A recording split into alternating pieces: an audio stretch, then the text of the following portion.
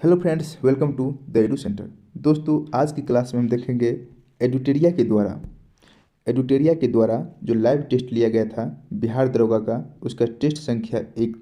आज हम इसका डिस्कशन देखेंगे। यह टेस्ट सीरीज आपको एडुटेरिया के द्वारा जो 2 महीना का क्रैश कोर्स ही बोल सकते हैं, बैच का नाम है वर्दी बैच, उसी का प्रश्न पत्र है। बिहार दरोगा का टेस्ट जो लाइव टेस्ट था उसी का आज प्रश्न पत्र हम देख रहे हैं। तो आइए शुरू करते हैं। आप लोग वीडियो को लाइक और चैनल को सब्सक्राइब जरूर कर लीजिएगा, क्योंकि एडुटेरिया का हम पूरा वीडियो आपको प्रोवाइड कराते रहेंगे। चैनल को सब्सक्राइब जरूर कर लीजिएगा। बहुत सारा स्टूडेंट ये कमेंट कर रहे थे टेलीग्राम चैनल पर कि मैंने टेस्ट नहीं दे पाए, इसका प्रश्न पत्र कहाँ से मिलेगा। उसी चीज़ को हम वीडियो के माध्यम से आपके बीच रख रहे हैं। आप लोग पूरा टेस्ट लगाइएगा और लास्ट में अपना रिव्यू जरूर दीजिएगा और मार्क्स भी शेयर कीजिएगा। पहला प्रश्न देखिए। किसानों को केवल विदेशी शासन ही नहीं बल्कि जमींदारों और पूंजीपतियों के जुड़े से भी स्वयं को मुक्त कराना होगा। उपर्युक्त कथन किसका है? तो इसका सही आंसर हो जाएगा भगत सिंह। Option A Bhagat Singh. अगला प्रश्न की तरफ चलते हैं। दूसरा नंबर प्रश्न है, भारतीय राष्ट्रीय आंदोलन की निम्नलिखित में से कौन सी घटना सबसे पहले घटित हुई? तो सबसे पहले कौन सा हुआ था? तो ऑप्शन ए हो जाएगा द्वितीय गोलमेज सम्मेलन। ठीक है, द्वितीय गोलमेज सम्मेलन। इसका डिस्कशन देख लीजिए। देखिए, द्वितीय गोलमेज सम्मेलन का आयोजन सितंबर 1931 से दिसंबर 1931 के बीच हुआ था। सविनय अवज्ञा आंदोलन जो जनवरी 1932 में आरंभ किया गया था और व्यक्तिगत सत्याग्रह की शुरुआत अक्टूबर 1940 में महात्मा गांधी के द्वारा किया गया था और वर्धा प्रस्ताव वर्ष 1942 में पेश किया गया था। अगला प्रश्न की तरफ चलते हैं। जिस सुल्तान ने खलीफे की सत्ता को मानने से इनकार कर दिया था वह कौन था? वह कुतुबुद्दीन ऐबक था। Option D is the correct answer. देखिए, अलाउद्दीन खिलजी के उत्तराधिकारी कुतुबुद्दीन मुबारक ने खलीफा की सत्ता को नकार कर स्वयं को अमीर उल मोमिनीन यानी कि खलीफा घोषित किया था। अगला प्रश्न, निम्नलिखित कथनों में असत्य कथन को चुनना है। तो इसका सही आंसर ऑप्शन डी हो जाएगा। अबुल फजल ने ऐन अकबरी में अकबर के दरबार में संरक्षण प्राप्त 69 कवियों का वर्णन किया है। ठीक है, देखिए इसका डिस्कशन एक्सप्लेनेशन क्या है। अबुल फजल ने ऐन अकबरी के अकबर के दरबार में संरक्षण प्राप्त 59 कवियों का वर्णन किया है। इनमें अबुल फैजी सर्वश्रेष्ठ था। इसे अकबर ने कविराज की उपाधि दी थी। किसको? अबुल फैजी को अकबर ने किसकी उपाधि दी थी? तो कविराज की उपाधि दी थी। अगला प्रश्न की तरफ चलते हैं। तोलकापियम किसका नाम है? किसका नाम है? तो तमिल व्याकरण पर एक पुस्तक है, इसी का नाम है तोलकापियम। देखिए एक्सप्लेनेशन। तोलकापियम तमिल व्याकरण का प्राचीन ग्रंथ है। यह छोटे सूत्र के रूप में रचित है। यह व्याकरण और अलंकार शास्त्र का ग्रंथ है। यह पुस्तक 3 भाग में विभाजित है, तुझुत्ताधिकारम, शोलाधिकारम और पोलुराधिकारम, और प्रत्येक भाग के 9 भाग है। इस रचना काल 3री शताब्दी ईसा पूर्व से लेकर 10वीं ईस्वी तक माना जाता है। अगला प्रश्न देखिए। उरैयूर किस लिए प्रसिद्ध है? उरैयूर प्राचीन काल में सूती कपड़ा के व्यापार के लिए प्रसिद्ध है। ऑप्शन दो इसका सही आंसर हो जाएगा। देखिए एक्सप्लेनेशन। चोल राजनीतिक सत्ता का केंद्र उरैयूर था, जो सूती कपड़े के व्यापार के लिए मशहूर है। भारत के तमिलनाडु में तिरुचिरापल्ली शहर में उरैयूर स्थित है। यह प्रारंभिक चोलों की राजधानी थी। उरैयूर प्रारंभिक चोलों की राजधानी थी। इसका इतिहास 300 ईसा वर्ष पूर्व से पहले का है। समकालीन समय में उत्तर भारत में अशोक का साम्राज्य स्थित था। अशोक और सातवाहनों के शिलालेखों में उरैयूर को चोलों का गढ़ यानी कि केंद्र माना गया। अगला प्रश्न देखिए। अशोक के अभिलेखों में निम्नलिखित शासकों में से किसका उल्लेख मिलता है? अशोक के अभिलेखों में चोल, चेर और पांड्य इन तीनों का उल्लेख मिलता है। ऑप्शन डी इसका सही आंसर हो जाएगा। एक्सप्लेनेशन की ओर देखते हैं। अशोक के अभिलेखों में चोल, चेर, पांड्य और सत्यपुत्र शासकों का उल्लेख मिलता है। अशोक के बारे में जानकारी के अनेक प्रमाणिक स्रोत उपलब्ध है, जैसे अभिलेख और साहित्यिक रचना। अशोक के अभिलेखों से अशोक के व्यक्तित्व और इनके राजकीय पक्ष के बारे में संपूर्ण जानकारी मिलता है। अगला प्रश्न, पानीपत के तीसरे युद्ध के समय मराठा पेशवा कौन था? कौन था? तो बालाजी बाजीराव। ऑप्शन ए बालाजी बाजीराव पानीपत के तृतीय युद्ध के समय मराठा का पेशवा था। देखिए, पानीपत का तृतीय युद्ध कब हुआ था? यह 14 जनवरी 1761 में हुआ था। आपको याद रखिएगा 1761, इससे भी काम चल जाएगा। मराठा और अहमद शाह अब्दाली की सेना के बीच हुआ था, जिसमें मराठा की पराजय हो गया था। ठीक है, अहमद शाह अब्दाली जीत गया था। प्रथम 4 पेशवा का नाम देख लीजिए। बालाजी विश्वनाथ, जिसका कार्यकाल 1713 से 1720 तक रहा। बालाजी प्रथम 1720 से लेकर 1740 तक। बालाजी बाजीराव 1740 से 1761 और माधवराव नारायण 1761 से 1772। इसे याद रखिएगा। अगला प्रश्न, सर्वप्रथम राष्ट्रीय नियोजन समिति का गठन भारतीय राष्ट्रीय कांग्रेस के किस अधिवेशन में किया गया? किस अधिवेशन में किया गया राष्ट्रीय आयोजन समिति का गठन? तो हरिपुरा अधिवेशन 1938 में। आगे चलिए, एक्सप्लेनेशन है। 1938 में कांग्रेस के हरिपुरा अधिवेशन में जवाहरलाल नेहरू की अध्यक्षता में राष्ट्रीय नियोजन समिति का गठन किया गया था। इसे कांग्रेस योजना भी कहा जाता है। अगला प्रश्न, समुद्रगुप्त ने ग्रहण, मोक्ष और अनुग्रह की विजय नीति का पालन किसके खिलाफ किया था? यह दक्षिण भारत के राज्यों के खिलाफ किया था। Option C is the correct answer.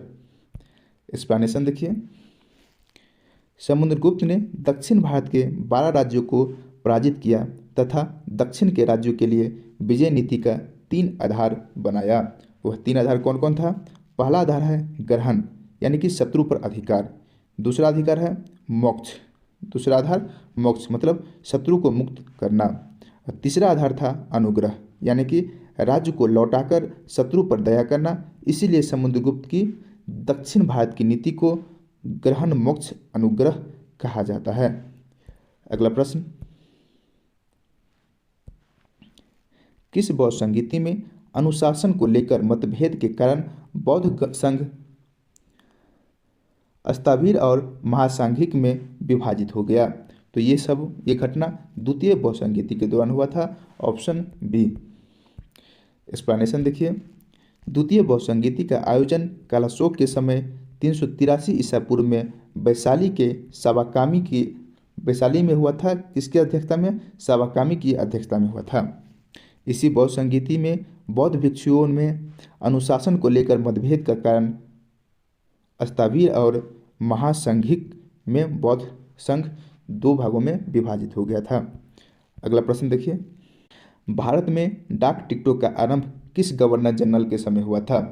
डाक टिकट का आरंभ लॉर्ड डलहौजी के समय हुआ था। ऑप्शन 1। एक्सप्लेनेशन देखिए, लॉर्ड डलहौजी के कार्य क्या क्या कार्य किए थे? तो 1853 में रेल सेवा स्टार्ट किया था लॉर्ड डलहौजी ने, और 1853 में ही कलकत्ता एवं आगरा के मध्य प्रथम तार सेवा, मतलब इसको टेलीफोन भी कह सकते हैं, ठीक। और 1853 में ही पेशवा के पेंशन की समाप्ति कर दिया था, और 1856 में विधवा पुनर्विवाह अधिनियम लाया था, और हड़प की नीति का जन्मदाता डलहौजी को ही माना जाता है। अगला प्रश्न, कौटिल्य के अर्थशास्त्र में वार्षिक बजट तैयार करने वाला अधिकारी कौन था? कौन था? समहर्ता। बारदौली विजय संदेश है किसकी रचना है? बारदौली विजय संदेश है यह किसकी रचना है? रामधारी सिंह दिनकर का। दिल्ली सल्तनत के किस शासक ने अपने शासनकाल में राजस्व व्यवस्था के अंतर्गत 24 कष्टदायक करों को समाप्त कर केवल 4 कर वसूलने का आदेश जारी किया था? किसने? तो फिरोज शाह तुगलक ने। Option C. आगे देखिए, एक्सप्लेनेशन है, फिरोज तुगलक ने राजस्व व्यवस्था में व्यापक सुधार करते हुए अपने शासनकाल में 24 कष्टदायक करों को समाप्त कर दिया।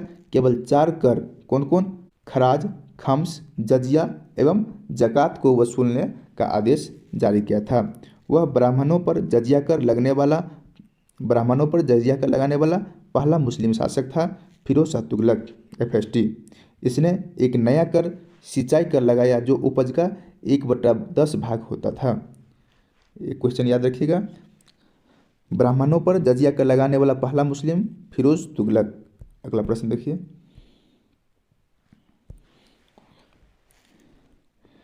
सहमति की आयु अधिनियम 1861 के संदर्भ में दिए गए कथनों पर विचार करें। पहला कथन है, यह लॉर्ड लैंसडाउन के कार्यकाल में पारित किया गया। ठीक है, यह सही कथन है। इसके अंतर्गत महिलाओं के लिए न्यूनतम वैवाहिक उम्र 6 वर्ष से बढ़ाकर 12 वर्ष कर दिया गया। गलत है, तो इसका सही आंसर ऑप्शन ए हो जाएगा, केवल एक सही है। एक्सप्लेनेशन देखिए, सहमति की आयु अधिनियम 1891 में पारित किया गया था। ठीक है, इस कानून के अनुसार विवाह की आयु 10 वर्ष से बढ़ाकर 12 वर्ष कर दिया गया। सर एंड्रयूज एस्काबल ने इस विधेयक को विधान परिषद में पेश किया था। यह अधिनियम लॉर्ड लैंसडाउन के कार्यकाल में पारित किया गया था। अगला प्रश्न देखिए, मध्यकाल में किस विदेशी यात्री ने गुर्जर प्रतिहार वंश की सैन्य शक्ति एवं समृद्धि का उल्लेख किया है? किसने किया है? सुलेमान ने। Option D. एक्सप्लेनेशन देखिए, अरब यात्री सुलेमान ने 9वीं शताब्दी में भारत का दौरा किया और गुर्जर प्रतिहार की सैन्य शक्ति और समृद्धि के बारे में लिखा। उसने साम्राज्य का वर्णन एक मजबूत और कुशल सेना के रूप में किया जिसने अरब आक्रमण के खिलाफ बचाव में महत्वपूर्ण भूमिका निभाई और प्रतिहार साम्राज्य के धन और वैभव की प्रशंसा किया। अगला प्रश्न की तरफ चलते हैं। उत्तर वैदिक धार्मिक प्रवृत्तियों के संदर्भ में अधोलिखित में से कौन सा कथन सत्य नहीं है, यानी कि गलत कथन कौन सा है? देखिए, पहला कथन है, कर्मकांड की मान्यता बढ़ी। सही बात है। वैदिक देव समूह में इंद्र ने अपनी सर्वश्रेष्ठता खो दी। यह भी सही है। त्रिमूर्ति की अवधारणा रूपाकार लेने लगी। यह भी सही है। और अवतारवाद में विश्वास शुरू हुआ। यह गलत है, यानी कि ऑप्शन 4 इसका आंसर हो जाएगा। देखिए, एक्सप्लेनेशन क्या लिखा हुआ है। अवतारवाद की अवधारणा उत्तर वैदिक काल के दौरान शुरू नहीं हुई थी। यह विचार महाकाव्य और पुराण काल के दौरान, विशेष रूप से भागवत पुराण और अन्य पुराण ग्रंथों के समय में ही अधिक विकसित हुआ था। अगला प्रश्न देखिए, लॉर्ड मैकाले के संदर्भ में दिए गए विकल्पों में कौन असत्य है? असत्य कौन है? लॉर्ड मैकाले ये गवर्नर जनरल की परिषद के पहले विधि सदस्य थे। सही बात। इन्होंने आईपीसी के प्रारूपण में महत्वपूर्ण भूमिका निभाई। किसने? लॉर्ड मैकाले ने। सही बात है। लॉर्ड मैकाले ने भारतीय शिक्षा पद्धति का जनक कहा जाता है। भारतीय शिक्षा पद्धति का जनक लॉर्ड मैकाले को कहा जाता है। ये भी सही है। इसने भारत के लिए वुड्स डिस्पैच जारी किया। गलत, यानी कि ऑप्शन डी इसका सही आंसर हो जाएगा। देखिए, एक्सप्लेनेशन क्या है। लॉर्ड मैकाले एक अंग्रेज इतिहासकार, राजनीतिक, कवि एवं शिक्षाविद थे। सन 1834 में इन्हें गवर्नर जनरल की परिषद का विधि सदस्य नियुक्त किया गया। विधि सदस्य किसे नियुक्त किया गया? लॉर्ड मैकाले को। इन्होंने आईपीसी के प्रारूपण में अहम भूमिका निभाई। इन्हें भारतीय शिक्षा पद्धति का जनक कहा जाता है। वुड डिस्पैच लॉर्ड डलहौजी को भेजा गया एक शैक्षणिक प्रस्ताव था जो चार्ल्स वुड ने तैयार किया था। वुड डिस्पैच किसके द्वारा तैयार किया गया था? चार्ल्स वुड के द्वारा तैयार किया गया था। अगला प्रश्न देखिए, केंद्र और राज्य के मध्य वैधानिक शक्तियों का बंटवारा किस अनुसूची में है? तो अनुसूची 7 में है। कितने प्रकार की सूची? 3 प्रकार की सूची है। ठीक है, कौन कौन? संघ सूची, राज सूची और समवर्ती सूची। अगला प्रश्न देखिए, मौलिक अधिकारों को लागू करने के लिए किसी न्यायालय द्वारा जारी किया जा सकता है क्या? तो समादेश। Option C. एक्सप्लेनेशन देखिए, रीट सर्वोच्च न्यायालय या उच्च न्यायालय के लिखित आदेश है जो भारतीय नागरिकों को उनके मौलिक अधिकारों के उल्लंघन के खिलाफ संवैधानिक उपचार का आदेश देता है। परमादेश भी एक प्रकार का रीट है। अगला प्रश्न देखिए, प्राकृतिक पर्यावरण की रक्षा किस प्रकार का संवैधानिक प्रावधान है? किस प्रकार का है? तो मौलिक कर्तव्य, ऑप्शन ए। एक्सप्लेनेशन देखिए, भारतीय संविधान के मौलिक कर्तव्यों के अध्याय में प्रत्येक नागरिक पर पर्यावरण की रक्षा करने का स्पष्ट दायित्व डाला गया है। अनुच्छेद 51 के ए के जी में कहा गया है कि भारत के प्रत्येक नागरिक का यह कर्तव्य हुआ कि वह वन, झील, नदी और वन्य जीव सहित प्राकृतिक पर्यावरण की रक्षा करे और उसे बेहतर बनाए तथा जीवित प्राणियों के प्रति दया का भाव रखे। यह मानवता वाली बात हुआ, किसमें है? 51 के ए के जी में। अगला प्रश्न देखिए, 73वां संविधान संशोधन कब लागू हुआ था? कब लागू हुआ था?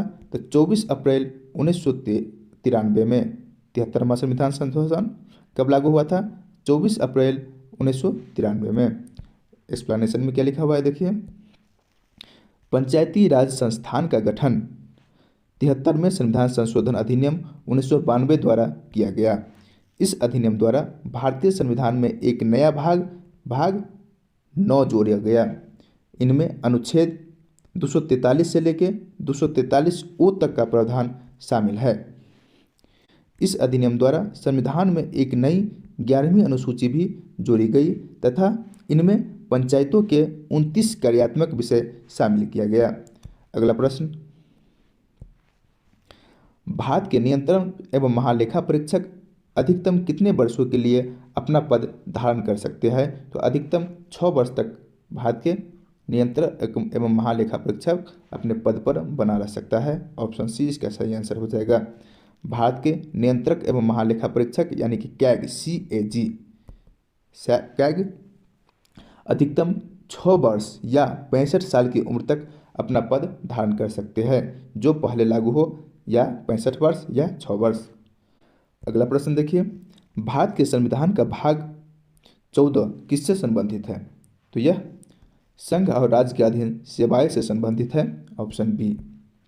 एक्सप्लेनेशन में, भारतीय संविधान के भाग 14 में संघ और राज्य के अधीन सार्वजनिक सेवाओं में व्यक्तियों के नियोजन को विनियमित करने का प्रावधान है।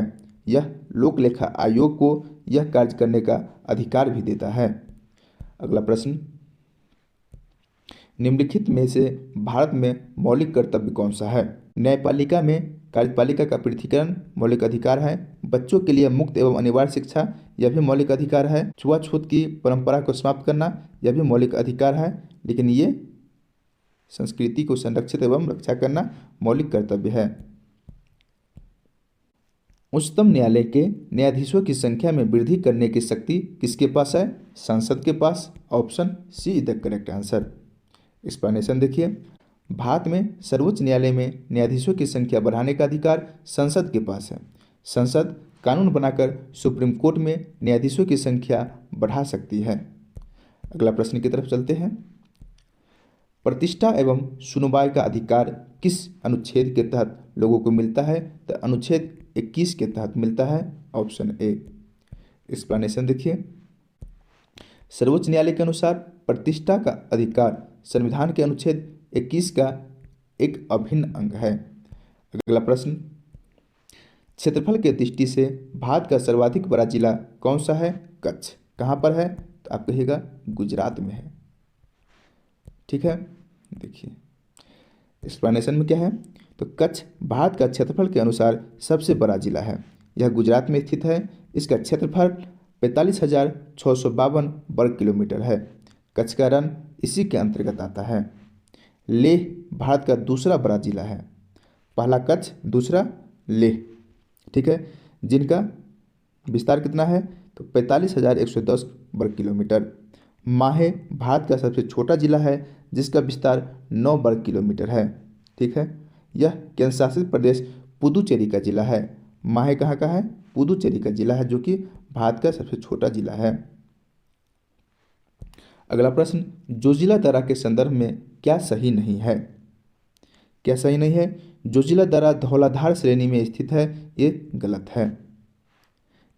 जोजिला दर्रा भारतीय केंद्र शासित प्रदेश लद्दाख में है, यह सही है। जोजिला दर्रा श्रीनगर से लेह जाने का मार्ग है, यह भी सही है। जोजिला दर्रा सिंधु नदी द्वारा निर्मित हुआ है, यह भी सही है। इसका आंसर ऑप्शन ए हो जाएगा। क्षेत्रफल की दृष्टि से भारत का सर्वाधिक बड़ा जिला कौन सा है? कच्छ। कहाँ पर है? तो आप कहिएगा गुजरात में है। ठीक है, देखिए एक्सप्लेनेशन में क्या है, तो कच्छ भारत का क्षेत्रफल के अनुसार सबसे बड़ा जिला है। यह गुजरात में स्थित है। इसका क्षेत्रफल 45,652 वर्ग किलोमीटर है। कच्छ का रण इसी के अंतर्गत आता है। लेह भारत का दूसरा बड़ा जिला है। पहला कच्छ, दूसरा लेह। ठीक है, जिनका विस्तार कितना है? तो 45,110 वर्ग किलोमीटर। माहे भारत का सबसे छोटा जिला है, जिसका विस्तार 9 वर्ग किलोमीटर है। ठीक है, यह केंद्र शासित प्रदेश पुदुचेरी का जिला है। माहे कहाँ का है? पुदुचेरी का जिला है, जो कि भारत का सबसे छोटा जिला है। अगला प्रश्न, जोजिला दर्रा के संदर्भ में क्या सही नहीं है? क्या सही नहीं है? जोजिला दर्रा धौलाधार श्रेणी में स्थित है, ये गलत है। जोजिला दर्रा भारतीय केंद्र शासित प्रदेश लद्दाख में है, यह सही है। जोजिला दर्रा श्रीनगर से लेह जाने का मार्ग है, यह भी सही है। जोजिला दर्रा सिंधु नदी द्वारा निर्मित हुआ है, यह भी सही है। इसका आंसर ऑप्शन ए हो जाएगा। एक्सप्लेनेशन देखिए, जोजिला दर्रा भारतीय केंद्र शासित प्रदेश लद्दाख के कारगिल जिले में स्थित है। यह ट्रांस हिमालय क्षेत्र में जास्कर पर्वत श्रेणी में स्थित है। यह दर्रा श्रीनगर और लेह को जोड़ता है। जोजिला दर्रा समुद्र तल से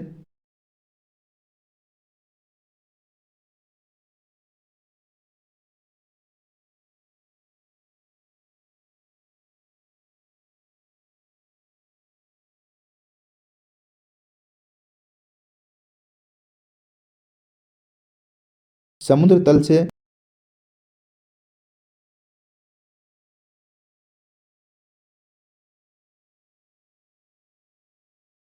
3,528 मीटर की ऊंचाई पर स्थित है। यह दर्रा पूर्व में सिंधु नदी द्वारा निर्मित हुआ है। अगला प्रश्न, जुकू घाटी व युथांग घाटी किस राज्य में है? जुकू घाटी नागालैंड में है और युथांग घाटी सिक्किम में स्थित है। भूवैज्ञानिक कालम क्रमानुसार अधोलिखित सही क्रम क्या है? अरावली, पूर्वी घाटी, दक्कन ट्रैप, हिमालय, ये सभी अधोलिखित ही क्रम में दिया हुआ है, 1 2 3 4। तो इसका आंसर हो जाएगा ऑप्शन 4, 1 2 3 4। निम्न में से कौन बाकियों से भिन्न है? कुरोशियो धारा, यह है क्या? यह गर्म जल धारा है। ठीक है, नॉर्वेजियम धारा, यह भी गर्म है। गल्फ स्ट्रीम गर्म जलधारा है और लेब्राडोर जलधारा यह ठंडा जलधारा है। ठीक है, तो ऑप्शन सी इसका सही आंसर हो जाएगा। देखिए एक्सप्लेनेशन क्या दिया हुआ है, महासागरीय धाराओं को तापमान के आधार पर गर्म धाराओं और ठंडी धाराओं में विभाजित किया गया है।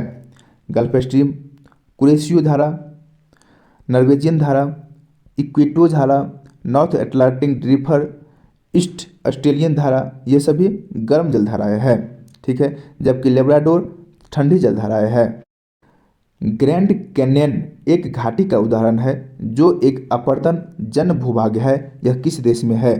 ग्रैंड कैनियन किस देश में है? तो यूएसए में है। ऑप्शन 4 इसका आंसर हो जाएगा। ग्रैंड कैनियन एक घाटी का उदाहरण है जो एक अपरदन जन भूभाग है। यह अमेरिका में स्थित है। आयामों और आकार के आधार पर कई प्रकार की घाटी जैसे कि भी आकार की घाटी, गॉर्ज, कैन्यन आदि में वर्गीकृत किया जाता है। एक कैन्यन की विशेषता खड़ी स्टेपलाइट स्लाइड ढालना है। कैन्यन आमतौर पर एक क्षैतिज तलचट्टी चट्टानों से बनती है और कठोर चट्टान में गॉर्ज बनते हैं। अगला प्रश्न देखते हैं, हिमालय का देशांतरीय विस्तार किस भू आकृति विद्वान द्वारा निम्न 4 भागों में जैसे कि कश्मीर का हिमालय, कुमाऊं हिमालय, नेपाल हिमालय और असम हिमालय में बांटा गया है? तो किसने बांटा है ये? तो इसका नाम हो जाएगा जीएस ब्रार्ड। अगला प्रश्न, वही चीज दिया हुआ है, हिमालय के 4 भाग में बांटा है, कौन कौन? पश्चिमी या कश्मीर हिमालय, कुमाऊं हिमालय, नेपाल हिमालय और असम हिमालय। अगला प्रश्न देखिए, निम्नलिखित में से कौन सा शैल समूह भारत में धात्विक खनिजों का प्रमुख स्रोत है? धात्विक खनिज, इसका सही आंसर हो जाएगा धारवाड़ समूह के चट्टान, ऑप्शन 4। अगला प्रश्न, मरकट द्वीप यानी कि एमराल्ड आइलैंड के नाम से प्रसिद्ध है, क्या प्रसिद्ध है? तो अंडमान निकोबार प्रसिद्ध है मरकट द्वीप के नाम से। अगला प्रश्न देखिए, एक्सप्लेनेशन देख लीजिए। अंडमान निकोबार द्वीप एमराल्ड आइलैंड और या मरकट द्वीप के नाम से भी प्रसिद्ध है। अंडमान निकोबार की राजधानी कहाँ है? तो पोर्ट ब्लेयर है। 10 डिग्री चैनल अंडमान व निकोबार द्वीप समूह को अलग करती है। सैंडल पीक अंडमान निकोबार द्वीप की सर्वोच्च चोटी है। नारकोंडम और बैरन ज्वालामुखी अंडमान निकोबार में ही स्थित है। अगला प्रश्न, निम्नलिखित में कौन भारत की निजी क्षेत्र के उद्योग का उदाहरण है? निजी क्षेत्र बोल रहा है तो इसका सही आंसर हो जाएगा option B, Tata iron and steel company, यह प्राइवेट है। Tata iron and steel company, जिसे हम टिस्को के नाम से जानते हैं, जिसे अब टाटा स्टील लिमिटेड के रूप में जाना जाता है, भारत की सबसे बड़ी निजी क्षेत्र के इस्पात कंपनियों में से यह एक है। टाटा स्टील की स्थापना जमशेद जी टाटा के द्वारा 1907 ईस्वी में किया गया। इसका मुख्यालय मुंबई यानी कि महाराष्ट्र है। अगला प्रश्न देखिए, सकल राष्ट्रीय उत्पाद में से मूल्यह्रास को घटा देंगे तो क्या हो जाएगा? निवल राष्ट्रीय उत्पाद, ऑप्शन सी। राष्ट्रीय आय में कृषि का योगदान क्या हो रहा है? घट रहा है। देखिए, भारत में आर्थिक नियोजन को लागू करने से जीडीपी या राष्ट्रीय आय में कृषि का योगदान घट रहा है, जबकि सेवा क्षेत्र का योगदान लगातार बढ़ रहा है। ठीक, अगला प्रश्न देखते हैं, राष्ट्रीय आय की गणना किस विधि द्वारा किया जाता है? उत्पाद विधि, व्यय विधि, आय विधि, सभी के द्वारा किया जाता है। ऑप्शन 4 इसका आंसर हो जाएगा। भारत के विदेशी व्यापार से संबंधित आंकड़े किसके द्वारा जारी किया जाता है? तो आरबीआई के द्वारा जारी किया जाता है। ठीक है, option A is the correct answer, reserve bank of India. किस पंचवर्षीय योजना के दौरान भारत में मिश्रित अर्थव्यवस्था को चुना गया? तो दूसरा पंचवर्षीय योजना के दौरान भारत में मिश्रित अर्थव्यवस्था को चुना गया। दूसरी पंचवर्षीय योजना महालनोबिस मॉडल पर आधारित है। दूसरी पंचवर्षीय योजना के अनुसार दुर्गापुर, राउरकेला और भिलाई सहित 5 इस्पात संयंत्र स्थापित किए गए। दूसरी पंचवर्षीय योजना में उद्योग को अधिक महत्व दिया गया, फोकस मुख्य रूप से भारी उद्योग पर था। दूसरी पंचवर्षीय योजना के दौरान भारत सरकार ने मिश्रित अर्थव्यवस्था को अपनाया। अगला प्रश्न देखिए, क्षेत्रीय ग्रामीण बैंक की स्थापना कब किया गया? क्षेत्रीय ग्रामीण बैंक की स्थापना 2 अक्टूबर 1975 को किया गया, ऑप्शन बी। देखिए यहाँ भंडारी समिति के सिफारिश पर क्षेत्रीय ग्रामीण बैंक की स्थापना 2 अक्टूबर 1975 को किया गया। आरबीआई की स्थापना कब हुआ था? तो 1 अप्रैल 1935 को, और एसबीआई की स्थापना 1 जुलाई 1955 को। अगला प्रश्न देखिए, भारत में पहली पंचवर्षीय योजना का आधार क्या था? तो एचडी मॉडल, एचडी मॉडल।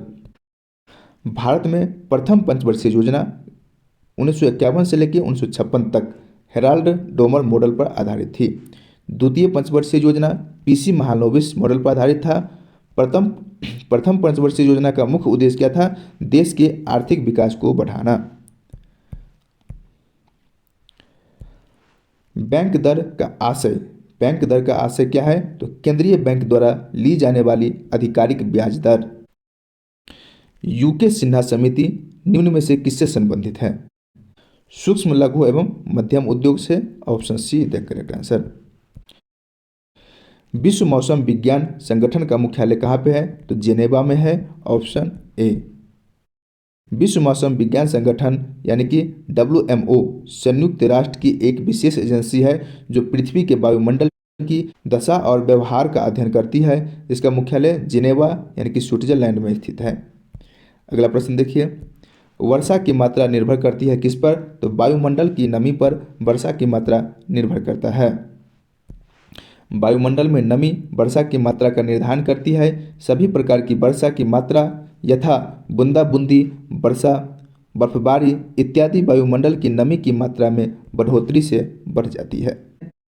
जल की अस्थायी कठोरता दूर करने के लिए जल में क्या मिलाया जाता है? सोडियम कार्बोनेट मिलाया जाता है। देखिए, जल में अस्थायी कठोरता में उपस्थित कैल्शियम एवं मैग्नीशियम के क्लोराइड नाइट्रेट एवं सल्फेट के कारक होते हैं। इसे दूर करने के लिए सोडियम कार्बोनेट मिलाया जाता है। अगला प्रश्न देखिए, बच्चों के जन्म के समय कौन सा वैक्सीन नहीं दिया जाता है? बीसीजी दिया जाता है, हेपेटाइटिस बी यह भी दिया जाता है, ओपीवी यानी कि पोलियो यह भी दिया जाता है। ठीक, एमएमआर ये नहीं दिया जाता है। एमएमआर मतलब क्या होता है? मेसल्स, मम्प्स और रूबेला वैक्सीन जन्म के समय नहीं दिया जाता है, यह बाद में दिया जाता है। देखिए, अगला प्रश्न है, अंतःश्वसित वायु तथा उच्छ्वसित वायु में ऑक्सीजन का प्रतिशत कितना होता है? मतलब जब हम सांस अंदर लेते हैं उस समय उस हवा में ऑक्सीजन के प्रतिशत 21% होता है, लेकिन जब हम सांस छोड़ते हैं तो उस समय उसमें ऑक्सीजन के प्रतिशत 16.4% ही रहती है। बाकी के कहाँ जाता है? फेफड़ा द्वारा ब्लड में। हृदय की गति को नियंत्रित करने में किस रासायनिक पदार्थ की भूमिका होती है? तो CO2 का। पेप्सिन क्या होता है? पेप्सिन क्या है? तो यह एक प्रकार का एंजाइम है। ऑप्शन बी इसका सही आंसर हो जाएगा। पेप्सिन एक प्रकार का एंजाइम है जो आमाशय में स्रावित होता है एवं प्रोटीन के पाचन में सहायक होता है। अगला प्रश्न देखिए, क्रेब्स चक्र की प्रक्रिया कहाँ संपन्न होती है? तो माइटोकॉन्ड्रिया में। लैक्टोज की सर्वाधिक प्रतिशत कहाँ पाई जाती है? तो माँ के दूध में। अगला प्रश्न है, कुछ धातु ऑक्साइड अम्ल और क्षार के साथ अभिक्रिया कर नमक और पानी बनाते हैं, इन्हें उभयधर्मी ऑक्साइड कहते हैं। उभयधर्मी ऑक्साइड के उदाहरण क्या होता है? तो ऑप्शन बी Al2O3 और ZNO। Al2O3 और ZNO। देखिए, इसको कैसे लिख सकते हैं? C2H2O4। ठीक है, यह कौन सा अम्ल, इसे कौन सा अम्ल कहा जाता है? तो इसे ऑक्जेलिक अम्ल कहा जाता है। ऑप्शन बी इसका सही आंसर हो जाएगा। एक्सप्लेनेशन देख लीजिए, ऑक्जेलिक अम्ल एक प्रबल डाइकार्बोक्जिलिक एसिड है। इस अम्ल का प्रयोग व्यापक रूप से सफाई कारकों, कपड़ों में दाग और लोहे से जंग हटाने के लिए किया जाता है। ऑक्जेलिक एसिड का रासायनिक सूत्र होता है C2H2 के ऑक्सीकरण द्वारा निर्मित होते हैं। इसे प्रयोगशाला में नाइट्रिक एसिड और वेनेडियम पेंटॉक्साइड जैसे उत्प्रेरक की उपस्थिति में सुक्रोज के ऑक्सीकरण द्वारा भी तैयार किया जाता है। अगला प्रश्न, एसिटिक अम्ल की गंध किसके समान होती है? तो सिरका के समान होता है। कि समान ताप और दाब पर सभी गैस निश्चित आयतन में अणुओं की संख्या समान होती है, तो यह नियम एवोगाद्रो का नियम है। ऑप्शन 4 इसका आंसर हो जाएगा। देखिए, एवोगाद्रो का नियम क्या था? तो समान ताप और दाब पर सभी गैसें समान आयतन में अणुओं की संख्या समान होगी। और यही ग्राहम का नियम क्या था? तो निश्चित ताप और दाब पर विभिन्न गैसों के विसरण के अपेक्षित वेग उनके घनत्व के वर्गमूल के विपरीत अनुपात में होगी। अगला प्रश्न देखिए, जिस धातु कर्म प्रक्रिया के अंतर्गत धातु मिश्रित अवस्था में पाई जाती है उसको क्या कहते हैं? उसे प्रगलन कहते हैं। Option A. जंग लगे लोहे का वजन में कैसा परिवर्तन होता है? तो यह लंबे समय तक बढ़ता है। जंग लगने पर लोहे का भार बढ़ता है क्योंकि लोहे में जंग उस समय लगता है जब लोहा ऑक्सीजन से रासायनिक अभिक्रिया द्वारा खनिज लवण में परिवर्तित हो जाता है। इस अभिक्रिया के दौरान आयरन के साथ ऑक्सीजन की मात्रा भी जुड़ती है जिससे लोहे के भार बढ़ जाता है। अगला प्रश्न, निम्न में से किस रसायन के कारण पटाखा फूटने पर चमकदार लाल रंग दिखाई देता है? कौन सा रंग? लाल रंग स्टेंसियम के कारण होता है। Option A. निम्नलिखित में से कौन सा फोटो इलेक्ट्रिक उपकरण डिजिटल अनुप्रयोगों के लिए सबसे उपयुक्त है? तो फोटोवोल्टिक सेल। ऑप्शन 2। एक्सप्लेनेशन देखिए, एक फोटोवोल्टिक सेल एक ऐसा उपकरण है जिसे मॉड्यूल के रूप में संदर्भित किया जाता है। यह सेल सूर्य से आने वाली प्रकाश ऊर्जा को विद्युत ऊर्जा में परिवर्तित कर देती है। Solar plate.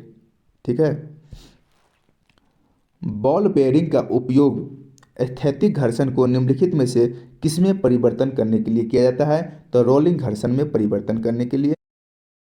निम्नलिखित में से कौन सा एक रेडियोधर्मी तत्व द्वारा उत्सर्जित धनात्मक रूप से आवेशित कण है? कौन है? Cathode Kiran, option A. Explanation देख लीजिए। अल्फा किरण एक रेडियोधर्मी तत्व द्वारा उत्सर्जित धनात्मक रूप से आवेक्षित कण है। अल्फा किरण भारी और अस्थिर परमाणु नाभिक के क्षय के कारण उत्पन्न होता है। यह किरण पहली बार अर्नेस्ट रदरफोर्ड द्वारा खोजा गया। अल्फा कण किसके द्वारा खोजा गया? तो अर्नेस्ट रदरफोर्ड के द्वारा।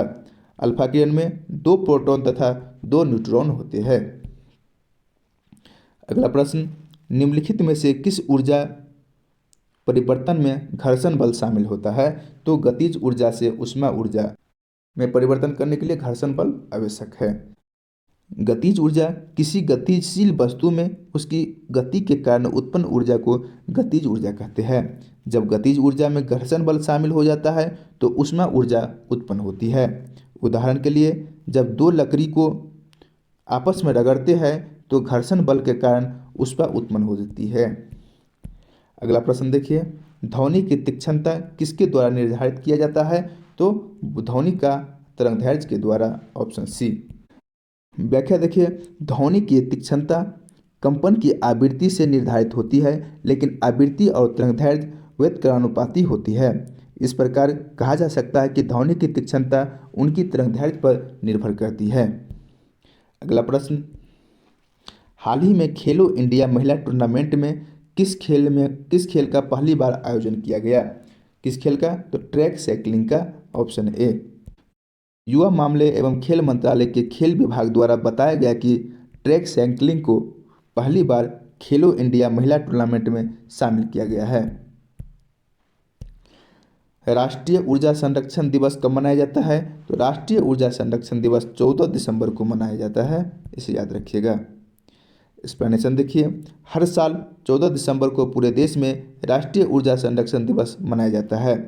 इस अवसर पर देश भर में ऊर्जा संरक्षण के बारे में जागरूकता बढ़ाने के लिए विभिन्न चर्चाओं, सम्मेलन और कार्यशालाओं का आयोजन किया जाता है।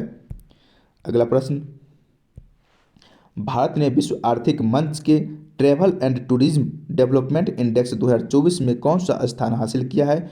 तो 39वां स्थान हासिल किया है। गणतंत्र दिवस परेड 2025 के लिए राज्यों और केंद्रशासित प्रदेशों की कितनी झांकियां का चयन किया गया था? कुल 16 झांकियां, ऑप्शन बी। अगला प्रश्न है, पीएम सूर्य हर घर मुफ्त बिजली योजना को बढ़ाने के लिए टाटा पावर ने किस बैंक के साथ समझौता किया है? तो कैनरा बैंक के साथ। हाल ही में प्रकाशित पुस्तिका the light we carry overcoming in uncertain times के लेखक कौन है? तो Michelle Obama. FIFA best awards 2024 में वर्ष के सर्वश्रेष्ठ पुरुष और महिला खिलाड़ी कौन है? सर्वश्रेष्ठ पुरुष खिलाड़ी विनीसियस जूनियर और सर्वश्रेष्ठ महिला खिलाड़ी है आइटाना बोमाटी। विश्व स्वास्थ्य संगठन यानी कि WHO ने भारत में किस बीमारी को सार्वजनिक स्वास्थ्य समस्या नहीं होने की घोषणा की है? तो ट्रैकोमा। ट्रैकोमा किससे संबंधित है? आँख से संबंधित है। भारत और स्पेन ने किस वर्ष को सांस्कृतिक पर्यटन और कृत्रिम बुद्धिमत्ता यानी कि AI का वर्ष घोषित किया है? 2026 को। भारतीय अंतरिक्ष अनुसंधान संगठन इसरो ने किस अंतरिक्ष एजेंसी के प्रोब 3 अंतरिक्ष यान का सफलतापूर्वक प्रक्षेपण किया है? तो यूरोपीय अंतरिक्ष एजेंसी का प्रोब 3 अंतरिक्ष यान को सफलतापूर्वक प्रक्षेपित कर दिया है। भारतीय अंतरिक्ष अनुसंधान संगठन इसरो ने यूरोपीय अंतरिक्ष एजेंसी के प्रोबा 3 मिशन को लॉन्च कर दिया है। यह मिशन सूर्य की बाहरी आवरण यानी कि कोरोना का अध्ययन करेगा। इस मिशन में 2 उपग्रह को एक साथ छोड़ा गया है। बता दें कि यह प्रक्षेपण इसरो के PSLV C-59 रॉकेट से किया गया है। अगला प्रश्न, नेपाल और किस देश के बीच सहयोग को चिन्हित करने के लिए फेवा संवाद श्रृंखला पोखरा में शुरू हुई है? तो चीन। अगला प्रश्न, हाल ही में किसके द्वारा केन बेतवा नदी लिंक परियोजना की आधारशिला रखी गई है? तो नरेंद्र मोदी प्रधानमंत्री के द्वारा। व्याख्या देखिए, प्रधानमंत्री नरेंद्र मोदी ने 25 दिसंबर 2024 को मध्य प्रदेश के खजुराहो में केन बेतवा नदी जोड़ो परियोजनाओं की आधारशिला रखी, जिसका उद्देश्य उत्तर प्रदेश और मध्य प्रदेश के सम्मिलित हिस्सों में फैले बुंदेलखंड क्षेत्र की जल संकट को दूर करना है। अगला प्रश्न, भारत के वर्तमान कैबिनेट सचिव कौन है? Doctor TV Somanathan. किस राज्य में जैसलमेर के पत्थरों से बना देश का पहला डिजिटल संग्रहालय खोला गया? तो महाराष्ट्र में। प्रतिवर्ष वीर बाल दिवस किस तिथि को मनाया जाता है? तो 26 दिसंबर को वीर बाल दिवस मनाया जाता है। केरिच जलडमरू मध्य किन दो समुद्र को जोड़ता है? तो काला सागर और ओजोव सागर को केरिच जलडमरू मध्य के द्वारा जोड़ा जाता है। अगला प्रश्न देखिए, हाल ही में पुनर्गठित परमाणु ऊर्जा आयोग AEC के अध्यक्ष कौन नियुक्त किए गए हैं? तो अजीत कुमार मोहंती। अगला प्रश्न है, दिसंबर 2024 के लिए ICC men's players of the month का अवार्ड किसे मिला है? तो जसप्रीत बुमराह को मिला है। अगला प्रश्न, कलारीपयट्टू किस राज्य की पारंपरिक मार्शल आर्ट है? तो यह केरल की मार्शल आर्ट है।